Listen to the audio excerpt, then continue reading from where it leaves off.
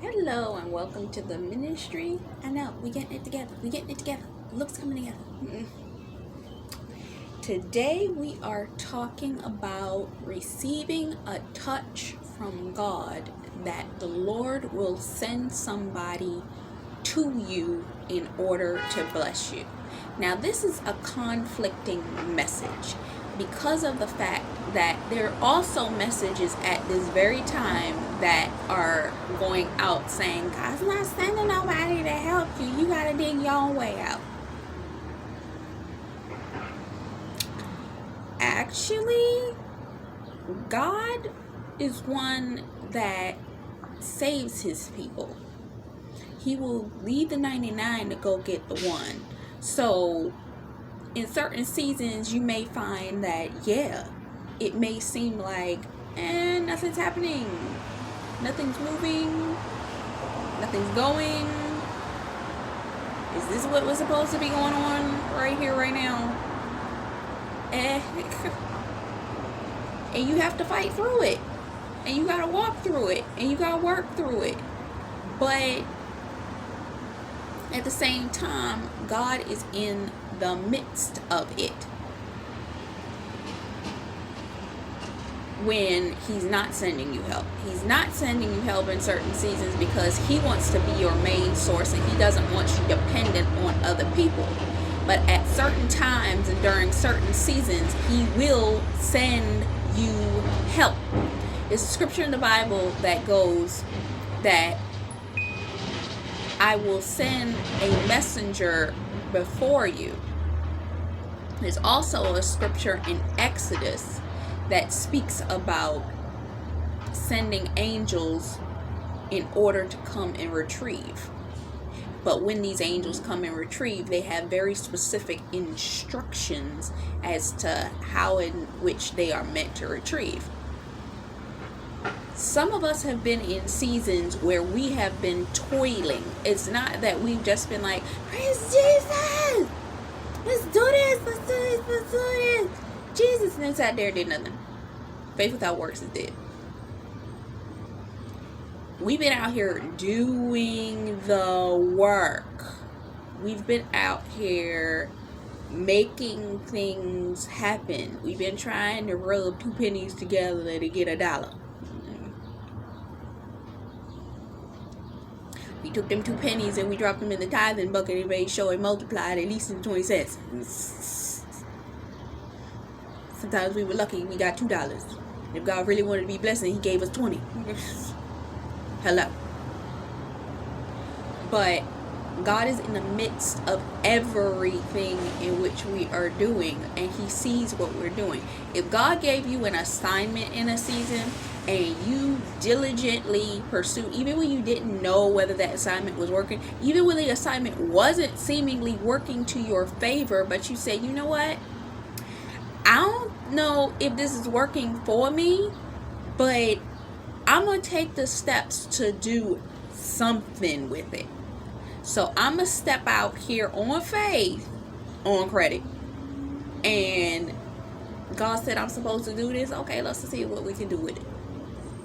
You took the notes. You made the arrangements. You went out. You started the blog. You started the podcast. You started the this. You started moving in the area of what he told you. You started writing the music. You started doing whatever it was.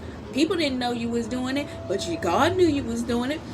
He knew the steps that you were taking. He knew the hours that you were spending on it. He knew them days that you sat in them places, working on your laptop, working in the library, working in the mall, sitting in the food court, sitting in wherever, just trying to get what it was that the Lord told you needed to be done. He knew that you was doing them coaching calls when you didn't have to be. He knew that you were texting and assisting somebody else. He knew you were doing whatever it was that he told you to do. He knew that you were moving towards whatever it was. He knew that if he put something in front of you and said, okay, I'm going to give you this download, what you going to do with it? That you were going to not only write it down, you were going to create a business plan for it, you were going to work out as far as you could physically work on it by yourself. then you're going to put it away into that place that, Lord, if you want to breathe on this, it's there. Just let me know when you're ready.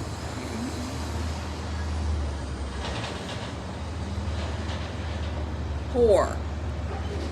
It's the word talks about the woman, the widow woman, who they were going to come take her 2 sons, and they went and got all those vessels, and she just started pouring. You started pouring in the seasons when you had no sight, no ability, no understanding. Didn't look like nobody would come and help you at all. But you said, you know what? I'm going to take whatever I got, and I'm going to work it together, and I'm going to try my best. Even if don't nobody come to my rescue, either God's going to come to my rescue and I'm going to make some money off of this, or God's going to send somebody that's going to structure this in a way that when it blows up, boom.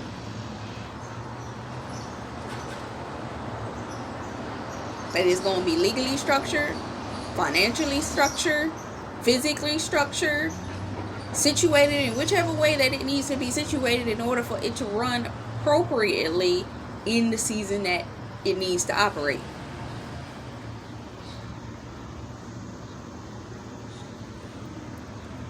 And you was doing the work, and it was tiring work, and it was exhausting work, and you were sitting there saying to yourself, God, I'm thoroughly exhausted, but I'm gonna still get up and I'm gonna do your will. God, I'm thoroughly exhausted, but I'm gonna still.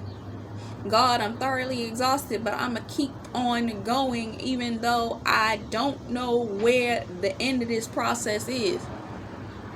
God, I'm gonna keep moving. God, I'm gonna keep going. God, God, God. We in here, we out here, we doing it. Because I'm out here relying on God to touch this. I ain't relying on man. But when God says, okay, you've toiled long enough by yourself, I'm sending in helpers to usher you where it is you need to go. What does that look like? He may send you a collaborative partner. During one season, I was seeking God's help for something, and what he did was he sent me a photographer.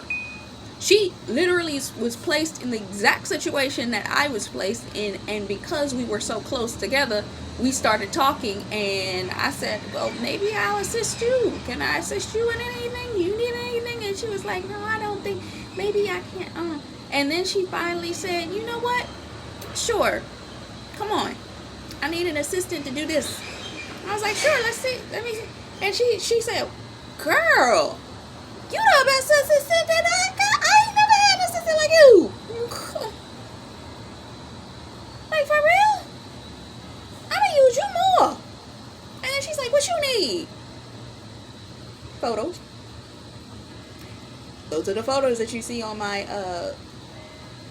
any of the branding that I have, at least right now. If you don't see it on the branding, guess what? I upgraded my photos. But she was like, girl, let me do your photos for you. Barter and trading. God will put you in the places that he will have the people collaborate with you and partner with you in the things in which you are putting your hands to in order to move you forward. Even if it's only a few feet, he's going to keep you moving forward. You're going to have your resistance, and then you're going to move a little more forward, and you're going to have your resistance, and you're going to move a little more forward, and you're going to have some resistance, and then you're going to move a little more forward. But God's going to keep you moving.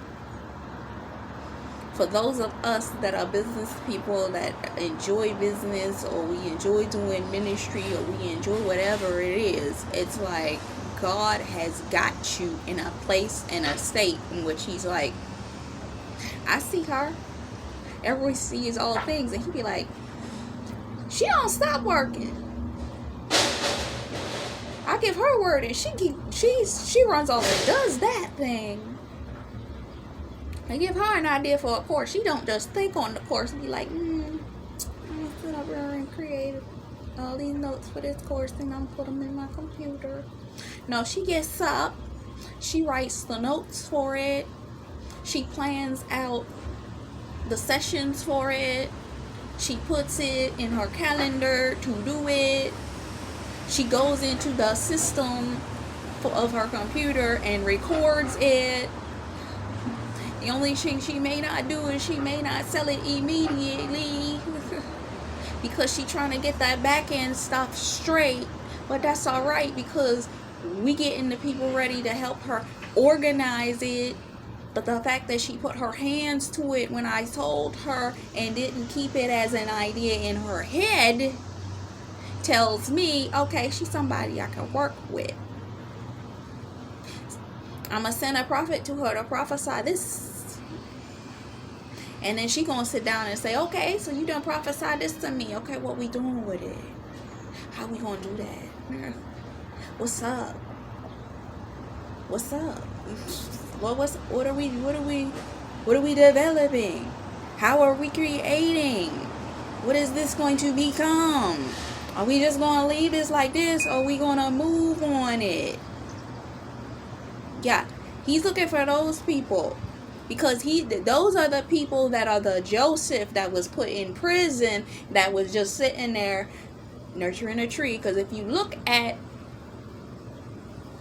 is it Joseph? Joseph in Technicolor, the Dreamcoat. It's Joseph. It's the story of Joseph, because they did an animated version. I do not know what the name of the animated version. I don't know whether it's Joseph in the Technicolor Dreamcoat, because I do know that they have a play that's called Joseph in the Technicolor Dreamcoat. But in that version, it shows that when Joseph was put in the prison the second time, he was nurturing a tree that was a budling, that was very small, that was a shrub that was coming through a crack on the floor. The 3 years in which he was in the prison, he nurtured that tree, got it to stand on a stick that he found, tied it up, nurtured it, watered it, did what he could for that tree while he was in there with the tree. By the time they came and got him out of prison, that tree had grown up to anywhere from 3 to 4 feet tall and had great luscious leaves and all this on it. But it looked kind of like one of them, you know, those old Japanese band, forget what they call them, type trees. They not really big trees, but they full trees. And in that version of it, Joseph had been nurturing that tree. A lot of us have been in a season where we have felt like we were in a prison, because God has had us in a holding pattern. He would let us out a little bit. We would get to explore, we would get to journey, we would get to eat, we get to enjoy our life a little bit. Then he'd pull us back. We'd be out there in church, we'd be doing, we'd be going, we'd be grinding. Then he'd pull us back. And then he has us in a resting season, and he put us out again. And he pull us back a little more. And he had us in that prison season where we were we couldn't really go too much to where, but he had us in a way that we were still able to nurture the tree. And that tree in which he gave us, where he like, I prophesied this to you, what you gonna do with it? We've been nurturing that tree. And because we've been nurturing that tree, he knew, just like when he sent that butcher and that baker out, that it was still on their minds that he was in the prison, but they forgot when they became free. One died, the other one went to work for the Pharaoh. God implanted that person in the right place at the right time to be around the right people, that when it was time to come back, they went back and said, you know what? I forgot. My boy over here, Joseph, he can interpret that dream for you. Because he interpreted it for me.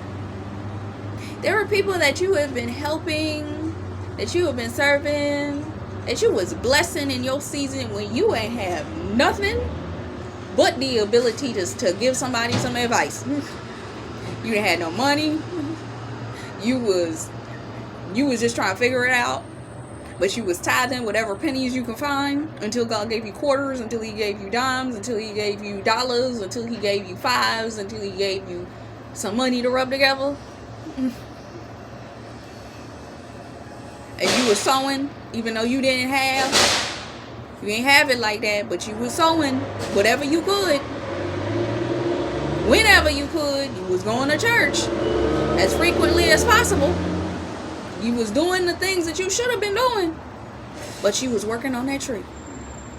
You was nurturing that tree. You was trying to find a way to get that tree to stand.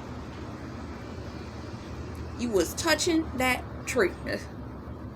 And you was building that tree. And Elroy saw all that. He's like, oh, I see her. She's trying to make this tree grow. She's giving it leaves. She done developed the entire conglomerate. I done gave her ideas, and she sees the strands in which they supposed to come together. She sees the tree growing. She sees how the tree grow. Okay, I can work with that. Let me see if I can find somebody that she already done work with. She already done blessed. And I'm going to put her on remembrance to this person. And this person going to put her on. This person going to put him on. Because they going to get access to somebody. And maybe even she got access to somebody, but she didn't take it for anything in that season because of the fact that it wasn't access. The person wasn't talking to her. But she gave him a kind word. She said something. She favored that person in some way. She just said thank you for being who you are. When that person she don't even know that person needed that in that moment. She said, I love what you did. I love this. He said, I love what you did. I love this.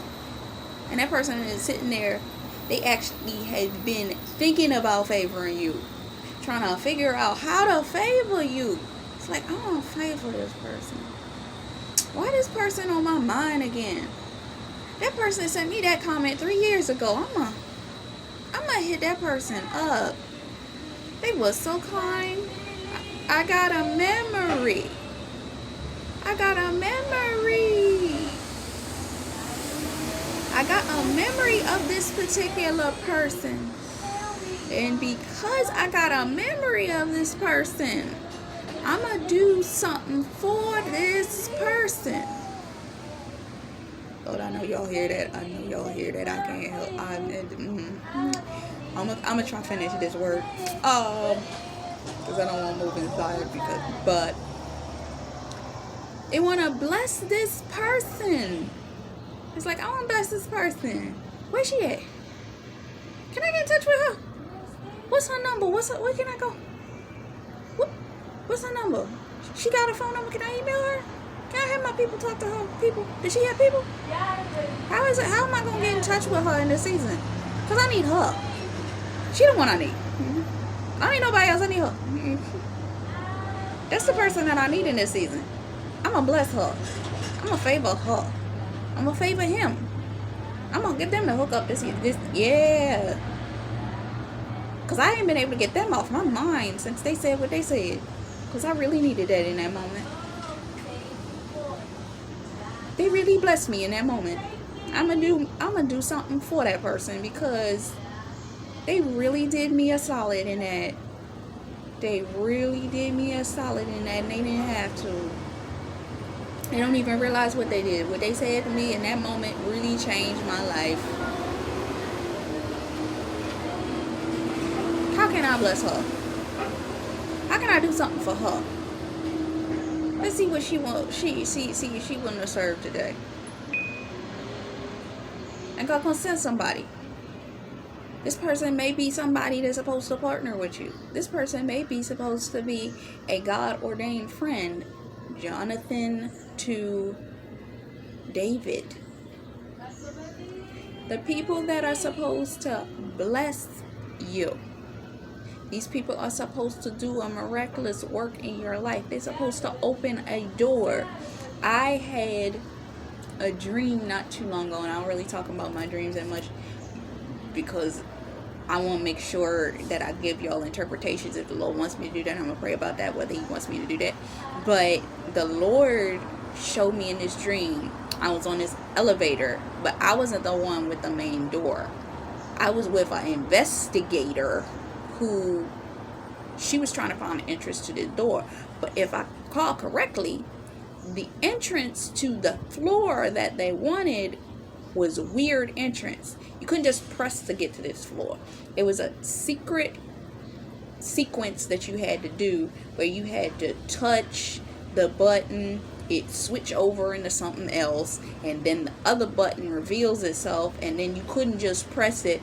You either had to take your knuckle, or it had to be a specific person that had the ability to access it with their hand, their fingerprint, or their knuckle, that had to open the door for you. And it had to be done in a sequence like that. And that's the only way that you were going to get on this floor that was going to transition you into your blessing. Some of y'all got people that got to open the door for you because they're the only one that's got the fingerprint. They're the only one that's got that knuckle that can press against that key code pad that's going to open the door for you. And God showed me it twice. When you see it twice, it's a double confirmation. Somebody got to open that door for you. Somebody's got to open the door for you. Now, I'm going to go into this to say it this way. I said it before. I'm going to say it again. I'm going to bring it up like this. David could not just go into his kingship. David had to kill Goliath. There are 5 smooth stones that the Lord has given you, and he's going to give you a Goliath that you're going to have to face. When you face this Goliath, you're going to get it all. Now, maybe it's some of y'all sitting up there thinking, oh my God, I got a Goliath. Oh my God, I got a Goliath. Oh my God, I got to deal with this Goliath. Nah, you're sitting up there freaking out. Oh my God. Does David have to deal with something that he didn't already know? He's been out there training in the field with the sheep and the wolves and the beef, the bears and the lions. He was already out there. There's things that the Lord has given you, skill sets. You've been doing them all your life. You just didn't realize you were doing them. And God's going to send you into an area and an arena to prove yourself. When he sends you in there, you're going to kill a Goliath. And when you kill that Goliath, it's going to bring so much of a shift in your life. You're going to go from this old song. Hey, stop listening to Megan. Old song by Twister called "I'm Gonna Make You a Celebrity Overnight." God is going to shift your situation just like he did David. David killed Goliath, and he said, "Ooh, what happens to the one that does this?" He's like, "They get the kingship. They get to marry my daughter." Y'all been in prep for the people that have been preparing for marriage. Hello. All y'all been preparing for marriage. Y'all been nurturing your 5 little stones. You've been smoothing them out. You've been prepping them. You've been situating. You've been out there on the field working on your areas. Because God done gave you something, and you've been working on it diligently in the 5 areas in which God has told you to work on it. Granted, you skilled enough that he got that one area he wants you to kill, that major Goliath that he wants you to kill. But you got everything. You got the plans for every area. You ready? What do you get? Some of y'all get your husband. Some of y'all get your wife. And God ain't giving you no lazy little nobody wife. He giving you the queen. He giving you the king. He giving you the Boaz. He giving you the Esther. This is what your prize is for taking this sucker down. God already knows you're going to be able to take it down. He's like, I'm going to just give you the prize, okay? I'm just give you that person. And when people see you with that person, they're going to be scratching their heads saying, how you get with that person? How you get with that person?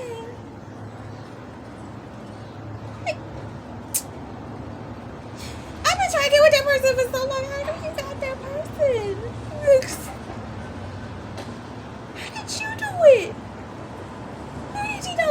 secret. What you do? Because I need to figure out how to get mine. Like, for real. They're going to be looking at you like, how did you get yours? God.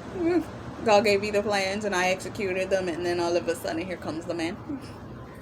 God gave me the plans, I executed all here. All of a sudden, as the husband, he sent the woman. He sent the Eve to that person's Adam. Hello. He sent the rib. And that person was sitting there preparing in the dark, in a holding situation for years, just trying to remain faithful for the Lord. Trying to remain prayerful to the Lord. And he's been setting them up the whole time. The whole time. And he didn't complain. They might have had their moments. They expressed their frustration. But they didn't really complain. They went through their emotions. They went through their deliverance. They went through their crying. They went through. They walked through them emotions. They got their heart circumcised, and now it's about time. It's time for that manifestation to come to pass. And they're like, God's like, okay, they're ready.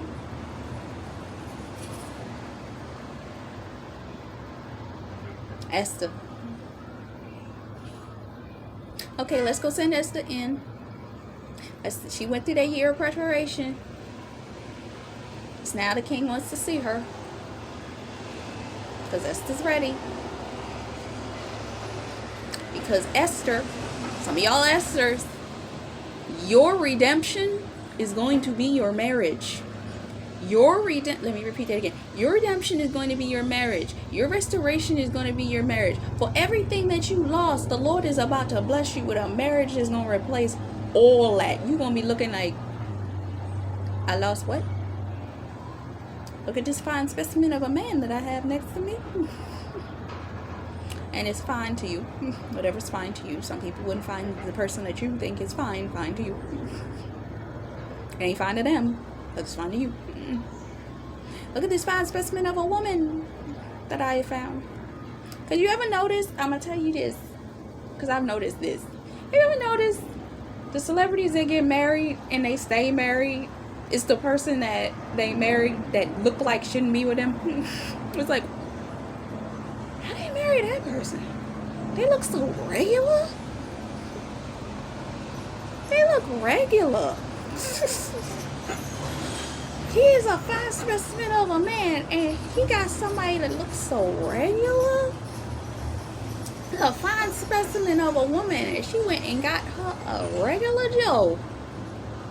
And they've been married for 20 years, 30 years. Every once in a while, you see their spouse. You're like, wait a minute, that's their spouse? You didn't realize it was their spouse, because they look like they could have been their assistant. But their assistant actually looked more gorgeous than their wife.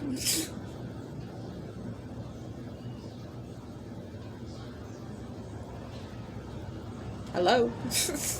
Like, for real? People looking like, what? But it was a redemption for the person. It was a blessing for the person. It was a season that changed their life for the person. Because everybody looks at it, oh my God, the person that marries that person, man, they're blessed. They don't realize that the person that is the celebrity is getting blessed by having that person in their life. That's the blessing. What do you mean? We ain't gonna be sitting up here prideful and pompous, but the things that celebrity needs in order for them to maintain themselves in that world, they are pulling from their spouse. That balance, that essence of spiritual health, that element that when I am tired and everything been pulling on me, they go home and they got that person to sit next to them and say, baby, what you need? Baby, what you need? I just need to relax. I don't need nobody asking me no questions. I don't need nobody nothing. It's like, let me rub your feet. Let me run your bath. Let me cook your dinner. What you need? Let's talk about this, that, and the other. You want to talk about anything but let's talk. Serve. Because that's what they need. They don't need you out there. They don't need you doing all that stuff. They just need you. And it's not to say, because there are people that are going to become power couples out there, that the Lord is going to send in the spouse that is literally going to be transformed in the midst of the process. Because when the Xerxes sees disaster and he elevates her, when he lifts her up and puts her on to the areas, arenas, and getting everything situated the way that she need to be situated, she going to become queen. And she gonna look like a queen. She gonna look like she belong next to him. And they gonna be people, they gonna be talking how she get there. Well, did she do something? I bet you she did something. She did something. She done did something. And it's gonna be like, God did something. What you talking about? But you ain't gonna sit up there and defend yourself. You gonna let the Lord defend you. Let the Lord defend you. Because when the Lord defends you, he's going to make a mockery of everything that they sat up there and put their mouth on. Because they wanted to be mad because you got the guy that they were probably looking at for years. Couldn't get the time of day with that dude. And that guy is worshiping the ground that you walk on. He like, she must have put something heavy on that man.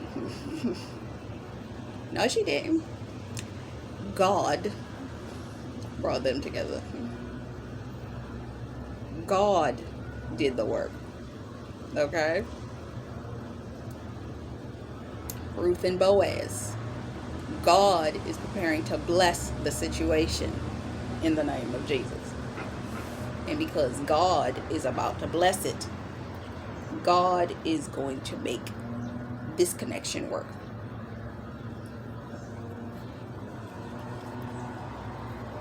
Going to send that person in to be the kinsman redeemer for that situation.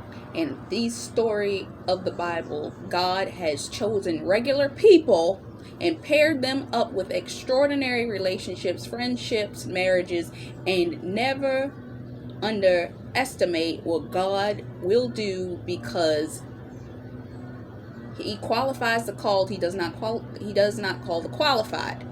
And someone will restore you double for everything you lost, and it will be much better than what you're used to.